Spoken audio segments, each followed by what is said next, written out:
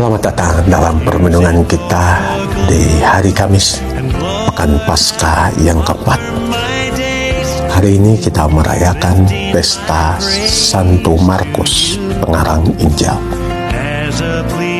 Injil Markus merupakan Injil yang paling tua yang ditulis pertama.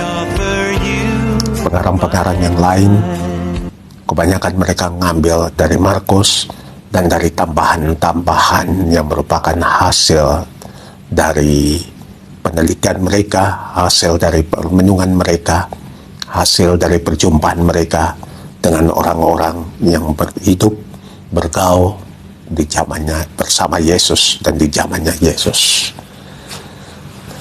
Markus ini bukanlah seorang bagian dari 12 para rasul, tetapi dia menjadi orang yang penting di dalam perjalanan gereja. Dia mengumpulkan, mungkin menginterview, mungkin mendengar dan melihat sendiri dari orang-orang yang hidup bersama dengan Yesus. Dan karena itu dia memutuskan untuk membukukannya menjadi sebuah buku yang kita kenal dengan nama Injil Markus. Suatu pekerjaan yang kelihatan biasa-biasa saja. Tetapi kalau kita pikir lebih lanjut, kita semua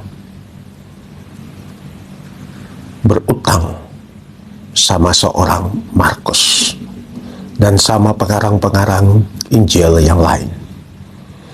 Karena mereka menulis tentang kesaksian hidup dari orang-orang yang hidup berjalan bersama dengan Yesus dan dari orang-orang yang mengenal Yesus. Makanya Markus ini menjadi penting.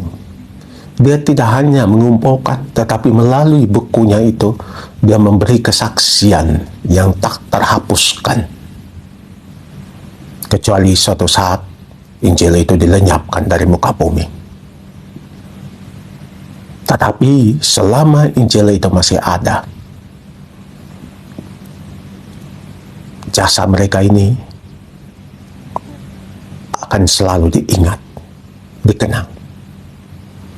Tetapi dia hanya tidak memberi kesaksian tentang Yesus melalui tulisannya, tetapi juga melalui pemberian dirinya.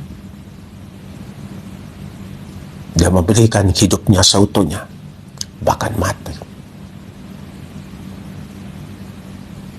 Itulah suatu kesaksian yang luar biasa. Melalui kata, tetapi melalui perbuatan yang nyata, yakni pemberian dirinya seutuhnya. Dan dalam bacaan yang pertama hari ini, kita mendengar dalam bacaan pertama, dibilang demikian. Allah sumber segala kasih karunia yang telah memanggil kamu dalam Kristus kepada kemuliaan yang kekal akan melengkapi, meneguhkan, menguatkan, dan mengokohkan kamu. Sesudah kamu menderita seketika lamanya, dialah yang empunya kuasa selama-lamanya. Markus percaya, karena itu dia tidak tanggung-tanggung. Ketika hidupnya harus dipertaruhkan, dia mempersembahkannya dengan sepenuh hati. Perjalanan hidup seorang pengikut Yesus adalah suatu perjalanan penyerahan diri.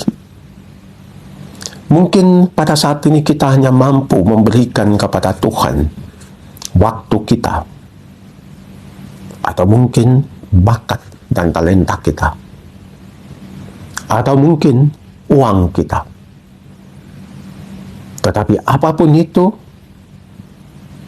mari kita beri dengan sepenuh hati dan setulus hati.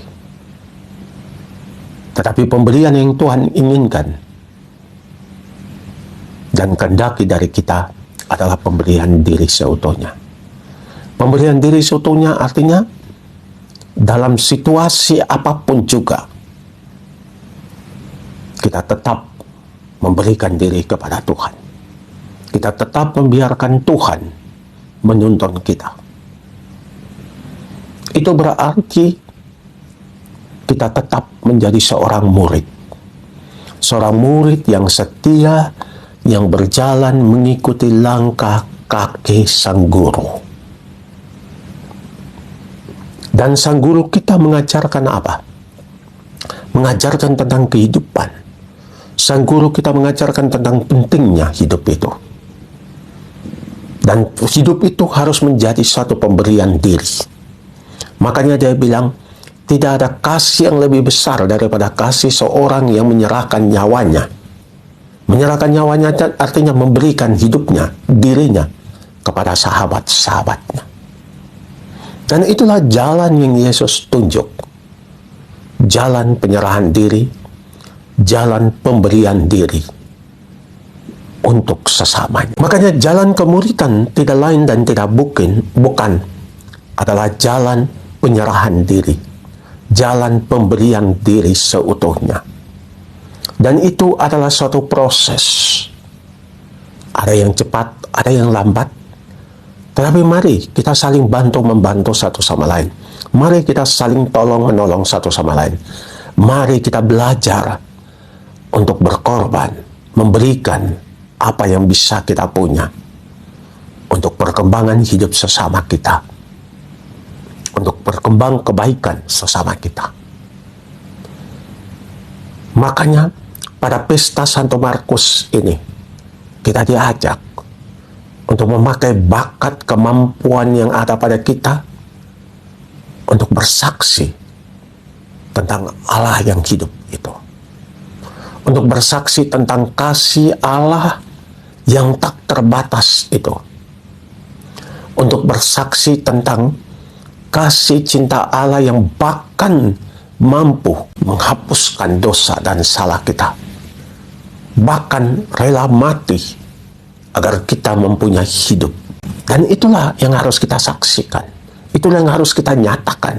Itulah yang harus orang lihat. Bukan hanya melalui kata kita, bukan hanya melalui pewartaan kita, tetapi melalui sikap hidup kita sehari-hari. Makanya kesetiaan di dalam mengikuti Yesus itu bukanlah kesetiaan kata, tetapi lebih lagi satu kesetiaan sikap. Hanya dengan demikian kita boleh bersaksi.